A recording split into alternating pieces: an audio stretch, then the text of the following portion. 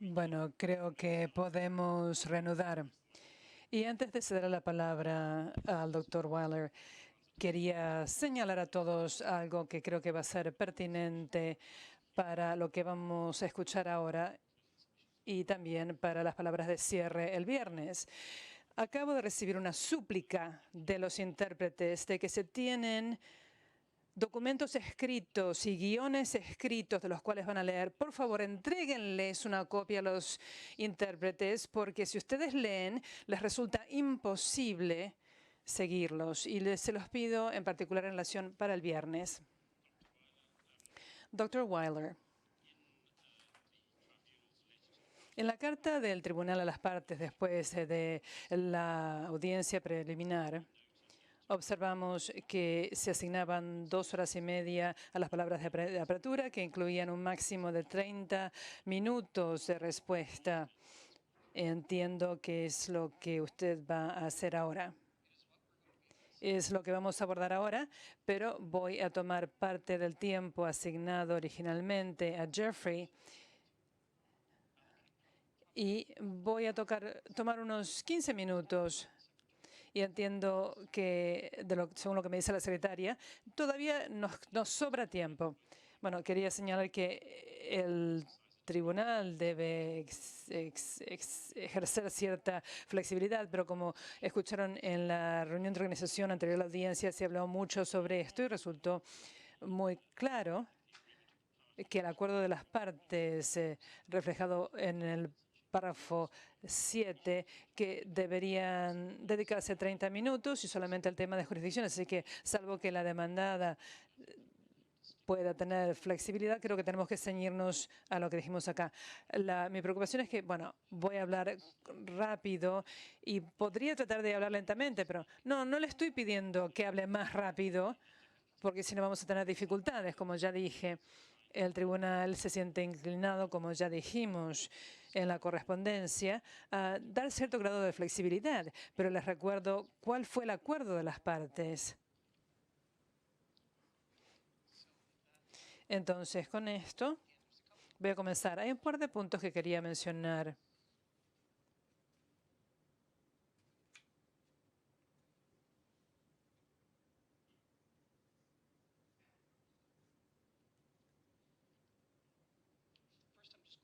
Primero, voy a describir los documentos que no son nuevos. Están en los pendrives, pero solamente la primera página de 4 o 5 de ellos les llegó en forma impresa. Esto es de nuestra presentación anterior. ¿Fue de febrero? No, esto fue la dúplica. Nada nuevo.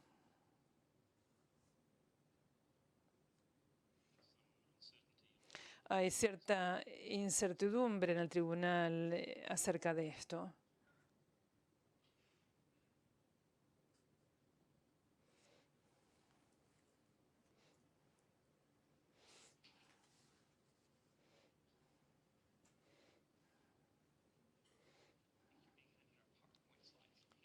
Creo que les entregaron láminas de PowerPoint impresas. A ver, nos acaban de traer 2 juegos. Uno con un clip y después la carpeta. ¿Y qué es esto? Esas serían las 4 páginas que acabo de mencionar. Así que ustedes recibieron una en copia impresa y las demás en forma digital. Así que con esto completamos los ejemplares impresos.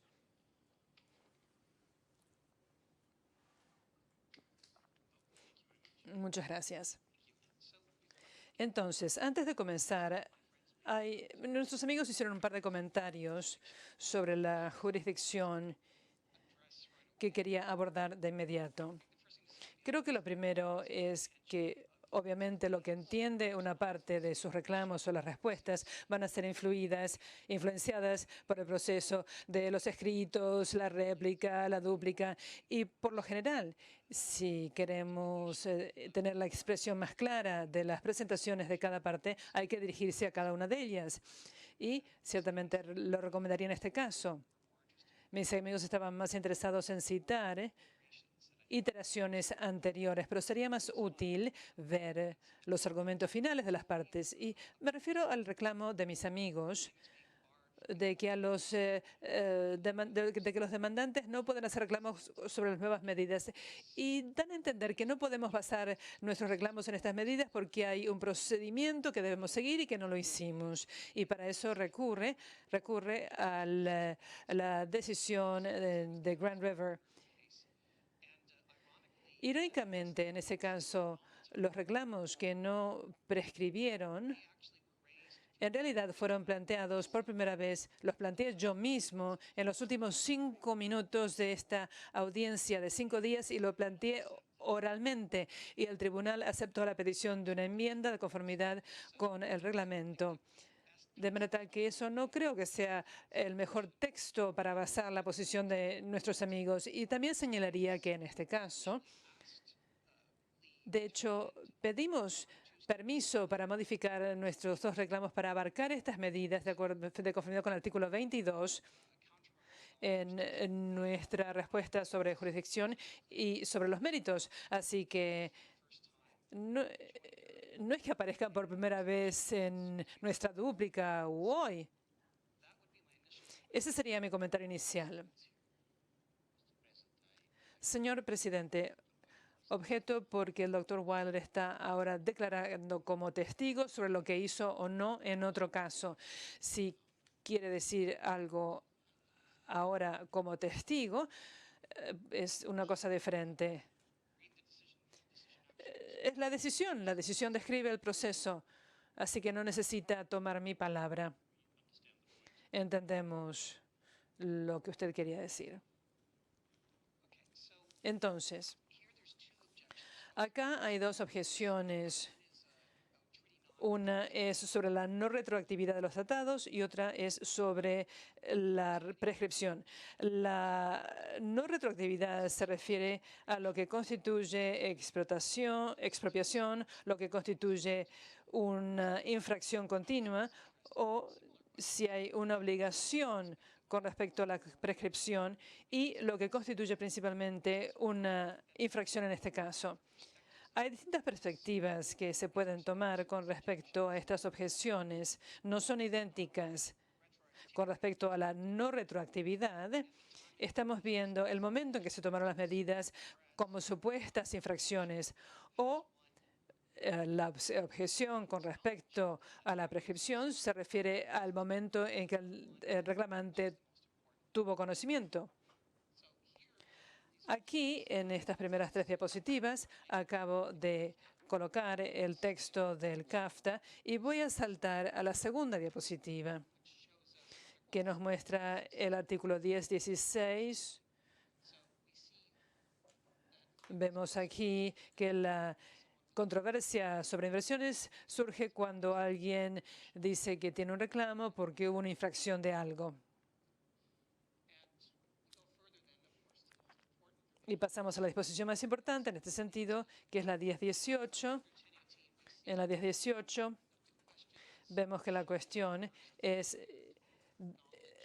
el momento en que debería haber tomado conocimiento por primera vez de la supuesta infracción. En esta presentación no consideramos que este caso se refiere a la segunda parte de esta prueba, es decir, el conocimiento de la pérdida o daño. Cuando nos referimos específicamente a las infracciones, lo hemos hecho varias veces. Por ejemplo, con este documento que presentamos con la dúplica, lo hicimos en la dúplica. Una vez más, se lo estamos planteando aquí. Así que hay 7 infracciones. Comencé con 5 en el memorial. Sean 5 o 7, verán que no es tan importante. Estas son las infracciones. Lo que quisiera hacer es mencionar cada una y tratar de explicar por qué estas objeciones no pueden mantenerse sobre la base de las infracciones que alegamos, a diferencia de las infracciones que nuestros amigos quisieran que nosotros hubiéramos alegado. Les voy a dar unos segundos para que las lean.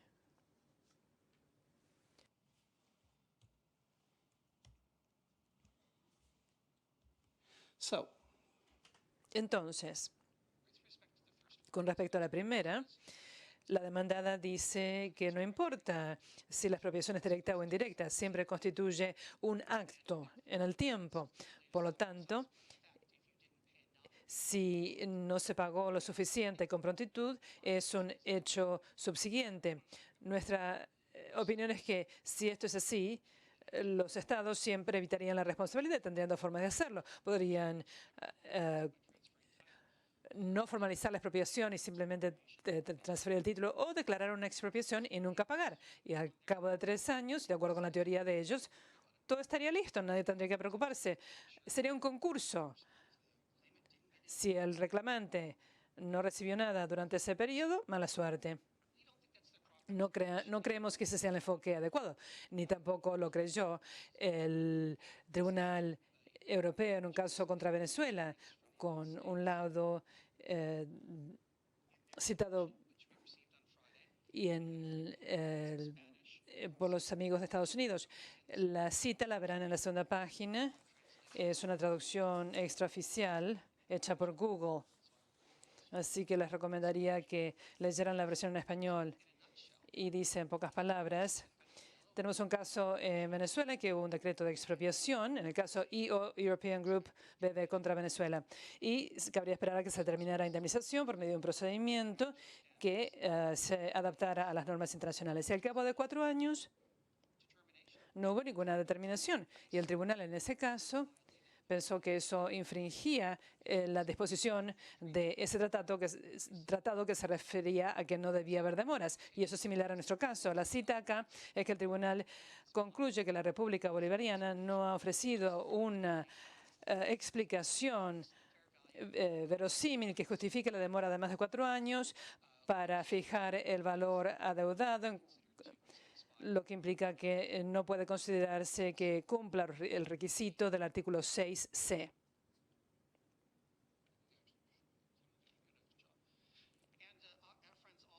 Nuestros amigos, debo decir, que también citan este caso más antiguo, por lo que puedo ver es muy útil y se lo agradezco. Es otro caso de expropiación y demora en el anuncio de la indemnización. El enfoque correcto, en nuestra opinión, es que la fecha de la infracción es la fecha en la cual un inversionista sabía o debería haber sabido que se produjo una expropiación sin el pago de una indemnización pronta, adecuada y efectiva. Con respecto a la prontitud, debe hacerse sin demora. Así que todos los elementos de esta declaración son necesarios. Ninguno es superfluo. Con respecto a las expropiaciones directas, la forma en que se aplicaría esto es la siguiente. Es bastante directa, sencilla. Incluso si aceptáramos en nuestro caso que la demandada tiene razón y que la expropiación directa fue desencadenada y concluida por un suceso en particular, en este caso ellos dirían el decreto de expropiación, en realidad no importaría, bueno, perdón, no, tachen eso. Si suponemos que se produce una expropiación directa de acuerdo al derecho costarricense, es cuando se traspasa el título, de acuerdo con el título 49 de la ley. Esa es la posición de nuestros amigos. Pero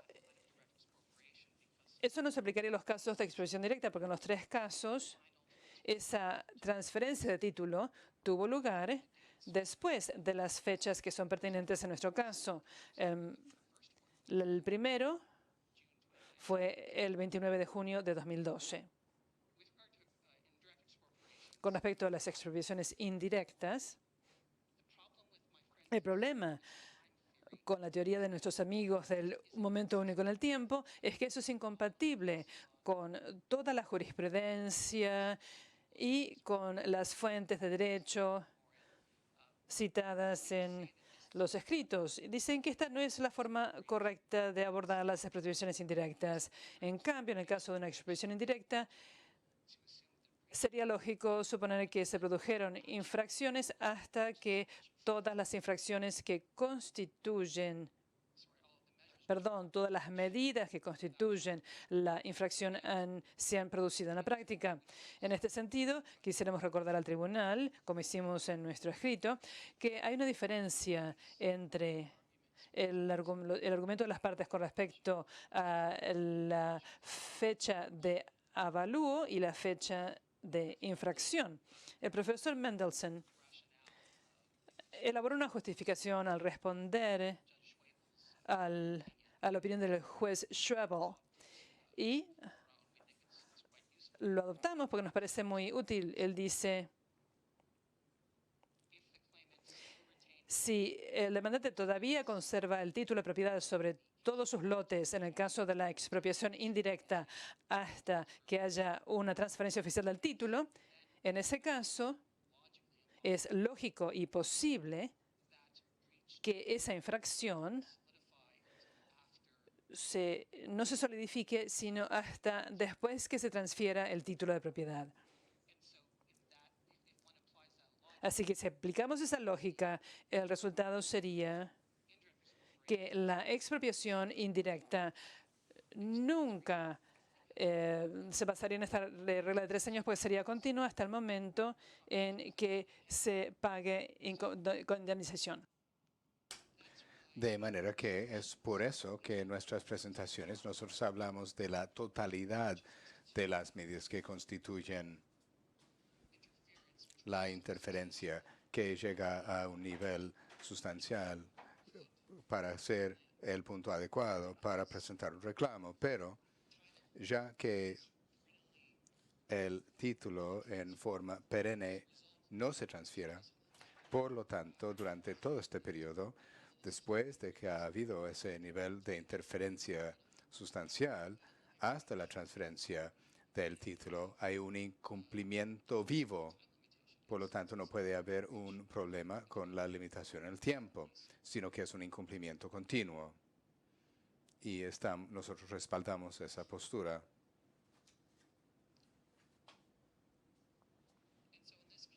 De manera que en este caso tenemos varios ejemplos.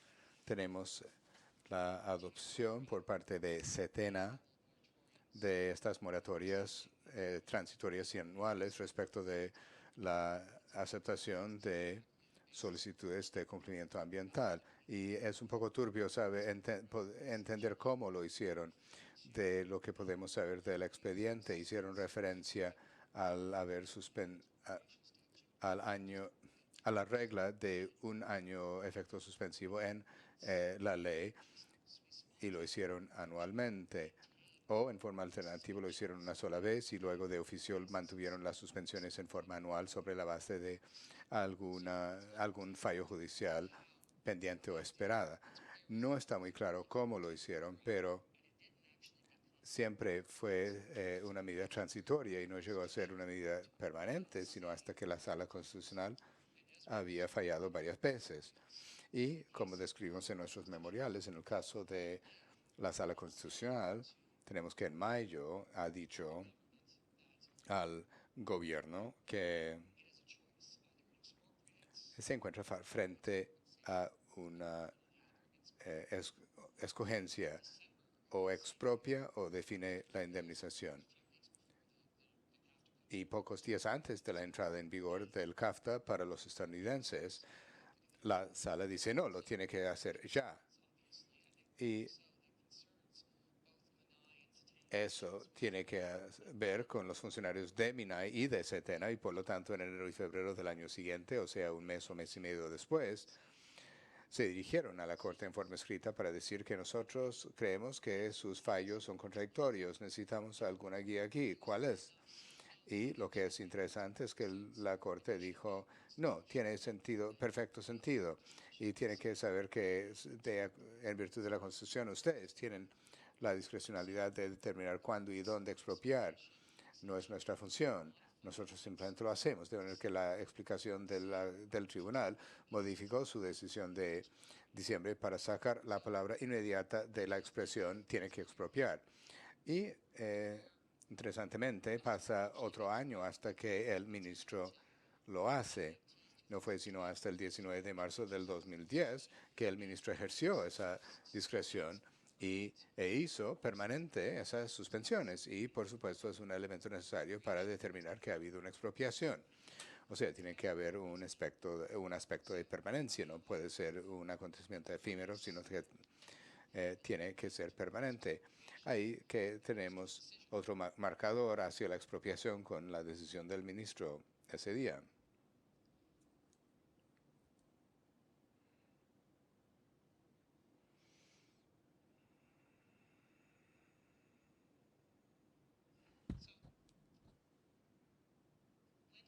De manera que, bueno, sin embargo, cuando uno está intentando determinar si ha habido una expropiación indirecta, ahora sabemos que tenemos una suspensión que efectivamente vició el reclamo de la propiedad de la demandante y ahora sabemos que fue permanente a partir del 10 de marzo. Pero lo que no sabemos si nos colocamos en la situación de la demandante en ese momento es que no sabemos si el gobierno va a cumplir con esta decisión y o modificar la ley, como intentaba hacer el ministro del Medio Ambiente al mismo tiempo que estaba emitiendo esta orden. Él y el presidente estaban trabajando de la mano con los demandantes para modificar la ley, para que lo pudieran hacer. Es decir, modificar la ley tal como lo interpreta la sala y no en cuanto a cómo se elaboró. Ahora, desde la perspectiva de los demandantes, si uno se coloca en su situación, hay unos fallos judiciales que van en un sentido y otros en otros, y no saben si estas dos cartas de los ministerios no sabían de esto, solicitando la aclaración de parte del tribunal, ni tampoco la aclaración del tribunal, pero al trabajar entre la oficina de la presidencia y la oficina del ministro emitió esta suspensión final vinculante de toda solicitud de permiso ambiental, desde la perspectiva de los demandantes, ¿qué tienen que hacer o qué deberían de hacer? El mismo ministerio está siguiendo un curso de acción y otra también, y había una contradicción. Creo que estaban cubriendo todas las bases porque estaba por entrar un nuevo gobierno. Y saben que hay una buena posibilidad, ya que el presidente apoya la medida que les permitiera el desarrollo sostenible de sus tierras. ¿Por qué se le ocurriría a alguien en ese momento, o quizás debería decir, por qué un demandante razonable en esas circunstancias tendría que suponer que fue en ese momento mismo que tuvieron que tomar su decisión, que el reclamo empezaba a tener efecto a partir de ese día? Nos parece que es mejor situarse en la situación de la demandante y no de un abogado que lo está mirando desde varios años después. Entonces, a lo mejor a partir de esa fecha, sea marzo o mayo o junio, quizás tenían la esperanza de que todo se iba a arreglar.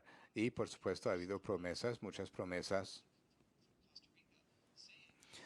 de parte de Costa Rica que decían que no se preocupe, a fin y al cabo, nuestra ley dice que les van a pagar, van a gozar de la indemnización, va a ser plena, adecuada y efectiva.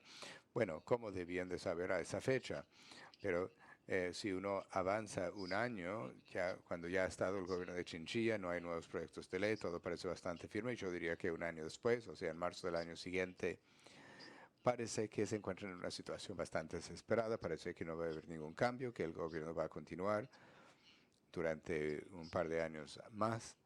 Y creo que se puede sugerir que un demandante razonable habría anticipado formular un reclamo a partir de ese momento.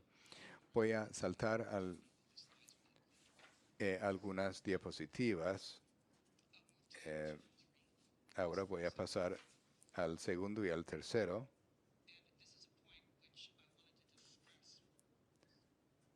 Quería hacer hincapié en este punto en relación con algo que ha dicho mi colega de la contraparte.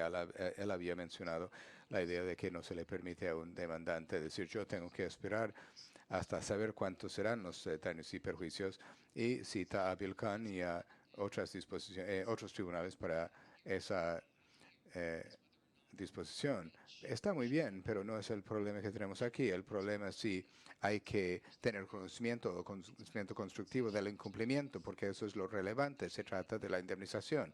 Hay una fórmula en el tratado y una fórmula en el derecho constitucional que dice qué es lo que hay que hacer para satisfacer este estándar de indemnización. La única manera de poder saber si se ha cumplido con esa obligación es si se ha hecho una oferta. Si ha habido una determinación y el número es X, y desde la perspectiva del inversionista razonable debió haber sido X más 2, ese sería el momento en el que se esperaría o se entendería que han tenido conocimiento, pero no se puede saber del incumplimiento hasta que haya más información. No se trata de la cuantía de daños y perjuicios. O sea, esta disposición no se presta para un análisis como el análisis que mi colega quiere aplicar.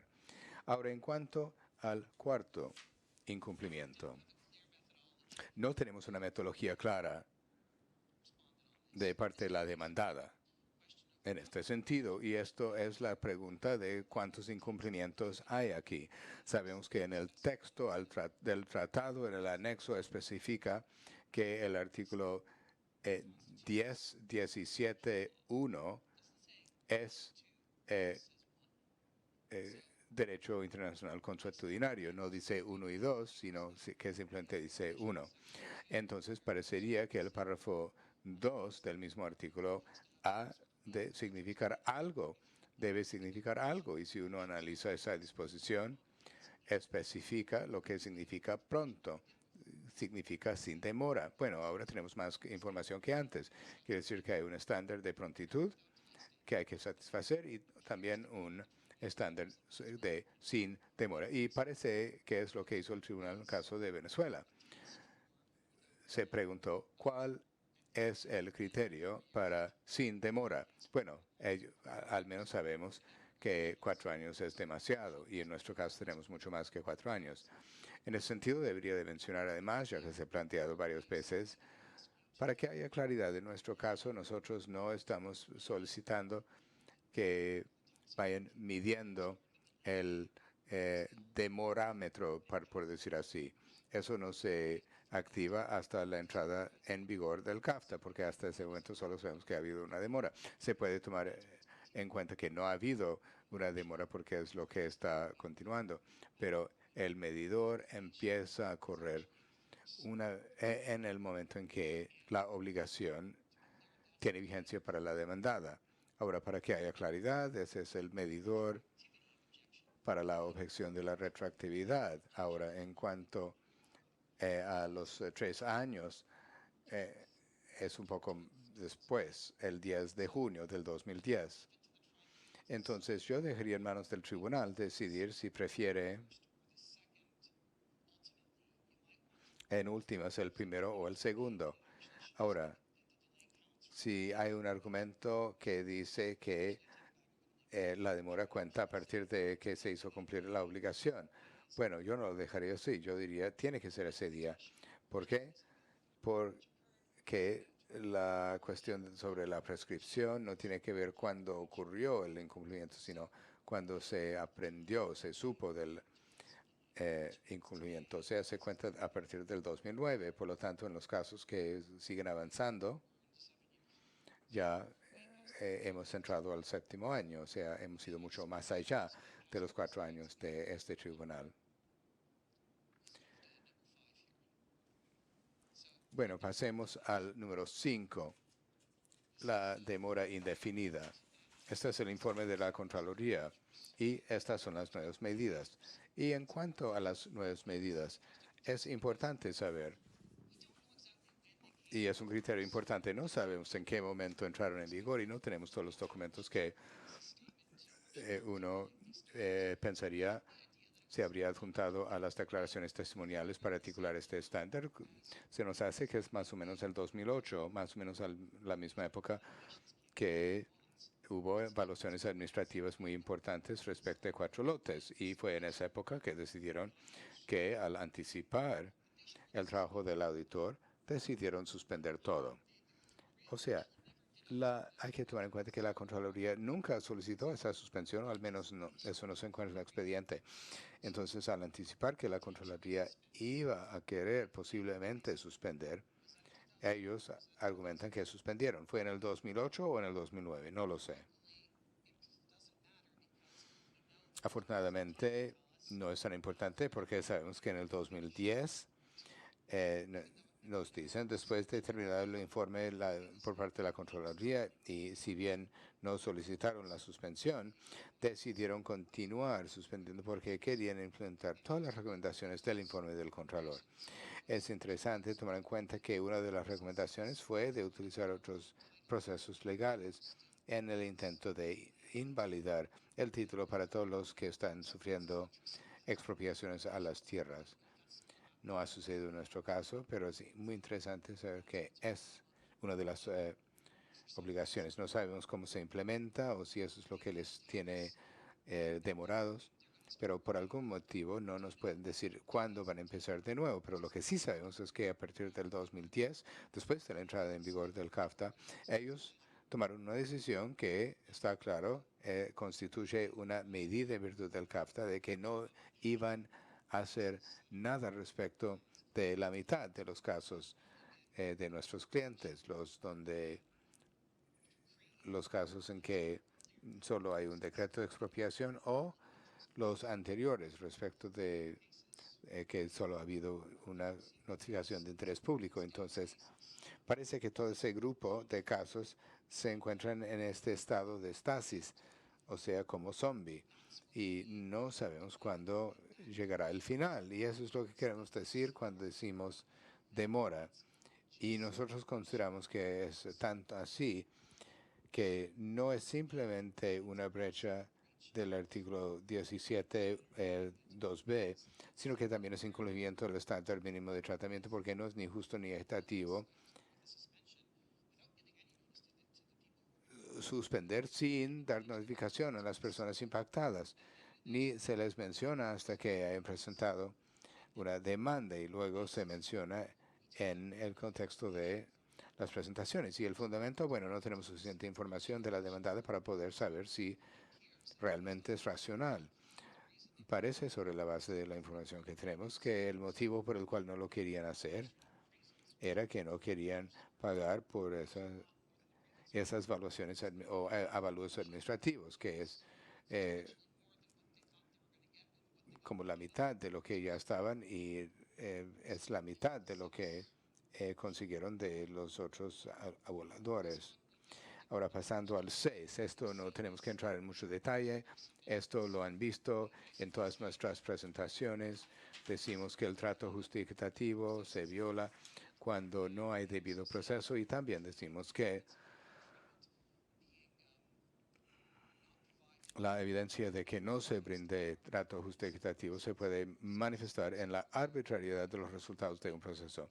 Por ejemplo, las cifras muy altas y muy bajas que han entrado, esa arbitrariedad muestra la falta de trato justo y equitativo en un proceso. Además, decimos que ese proceso, ya que están proporcionando un proceso que de hecho es totalmente inferior, igual que la Constitución soviética se ve muy bien en el papel, es otro ejemplo de no dar acceso a un proceso tal como exige el estándar de expropiación del derecho público internacional consuetudinario.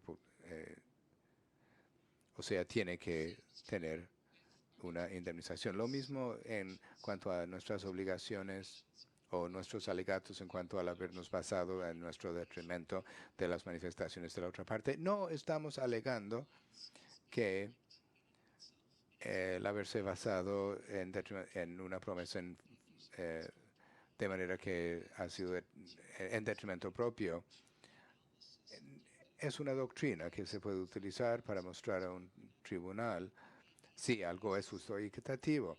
Puede ser que en algunos casos esta cuestión de haberse basado en su detrimento en las manifestaciones de los demás, bueno, igual que en el contexto de Bilkan, creemos que tiene mucho que ver con trato equitativo, pues ellos creyeron o constituyeron que las expectativas legítimas incluían la categoría general de las expectativas, de manera que esta categoría general incluiría las leyes, tales como las encontraron, el entorno regulatorio que encontraron. Por supuesto, no hay garantía alguna de que todo va a seguir igual, pero a la vez hay alguna expectativa que si la ley dice X, no les van a dar Y. Entonces, igual que en Bill Kong, nosotros consideramos que esa prueba en este caso es útil para que determinen que ha habido un incumplimiento del trato justo y equitativo, y es de sobremanera pertinente para el caso de Berkowitz, porque, como se muestra en el expediente, él acudió al ministerio después de seguir adelante con la inversión y preguntó, ¿yo voy a poder hacer esto? Y en ese momento el ministro era muy indeciso o tal vez tenía algunos conceptos conflictivos, pero sabemos que en esa época él ha dicho, vamos a hacer desarrollo sostenible, vamos a conseguir esto para que puedan construir sus casas de mejor material. Entonces, en vista del récord documental que tenemos,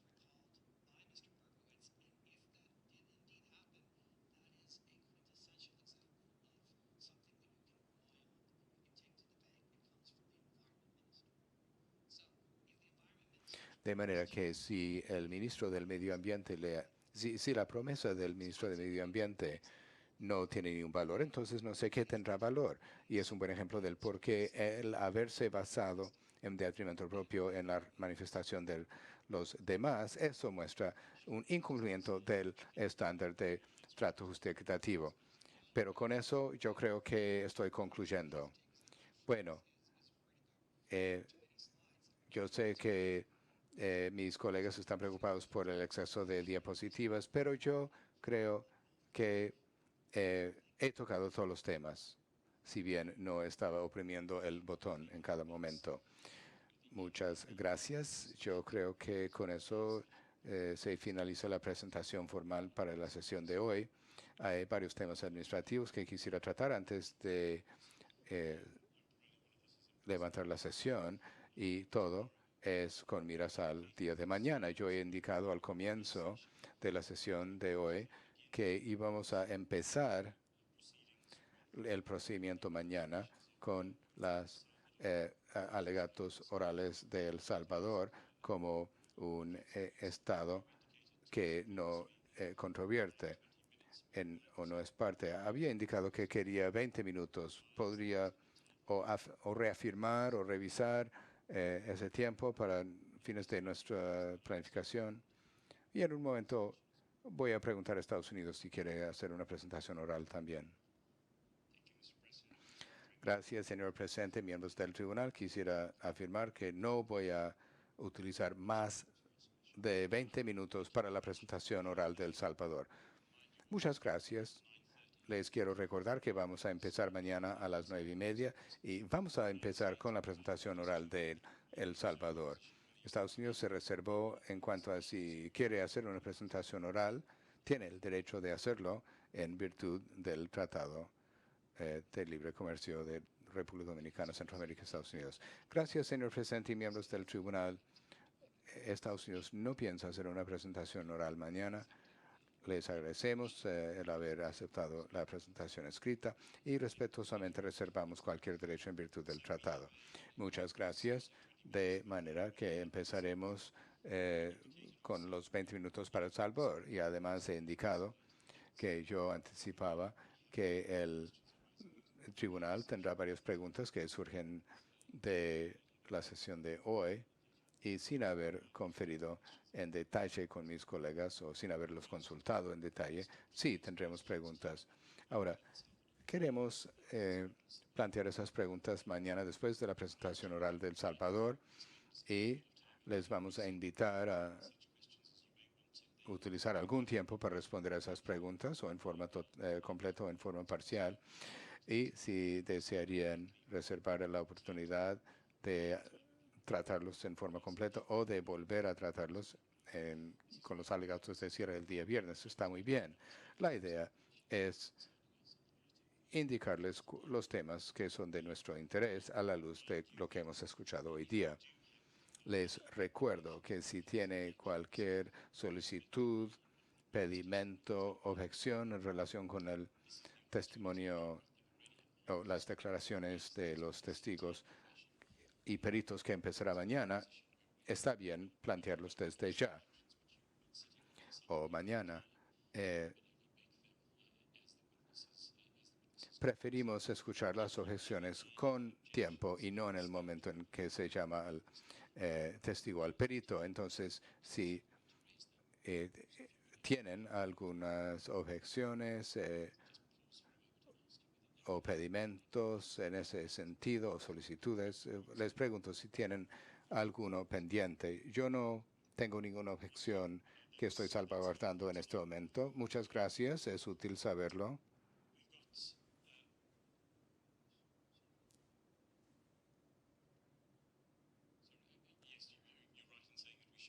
Sí, tiene razón. Deberíamos. Veo que el señor Alexandrov está indicando con la cabeza que no. No, nosotros tampoco tenemos ninguna objeción en este momento. Muchas gracias.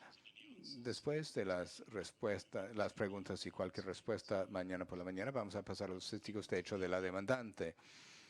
Y si estoy en lo correcto, los tenemos, sería Relly, Berkowitz y luego el doctor Rusenko. ¿Es correcto?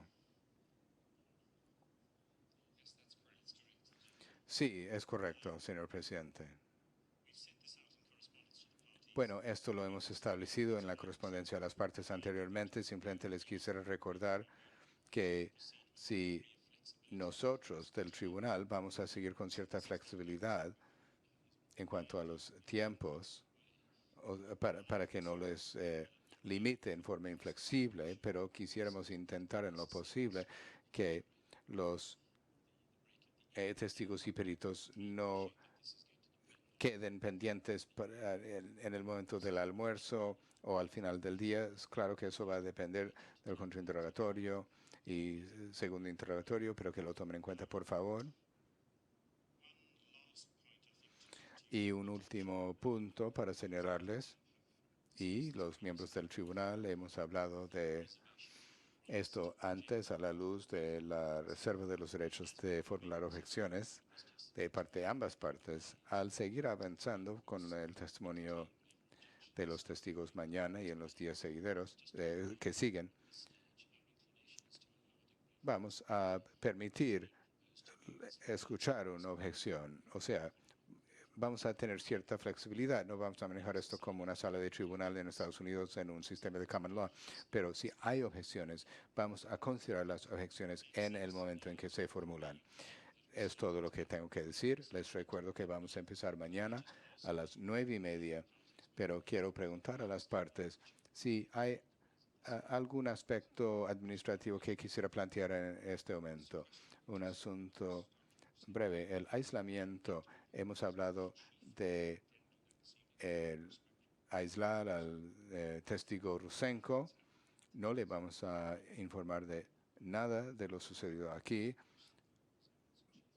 pero esta noche vamos a elaborar su prueba principal y vamos a respetar esa limitación. Y solo quiero hacer hincapié en este punto, ya que la práctica es variable de una a otra jurisdicción. Muchas gracias. El tribunal ya había reflexionado sobre este punto y hemos concluido que no podemos supervisar el aislamiento. Por eso les había dicho desde el comienzo de que deberían de cerciorarse de que el doctor Rusenko esté al tanto de los requisitos de su aislamiento y como los abogados ante el tribunal vamos a suponer que van a actuar congruente con este punto. ¿Algo, Alexandrov? No, nada. Muy bien, entonces vamos a volver a sesionar mañana a las 9:30 de la mañana con la presentación oral de El Salvador. Muchas gracias.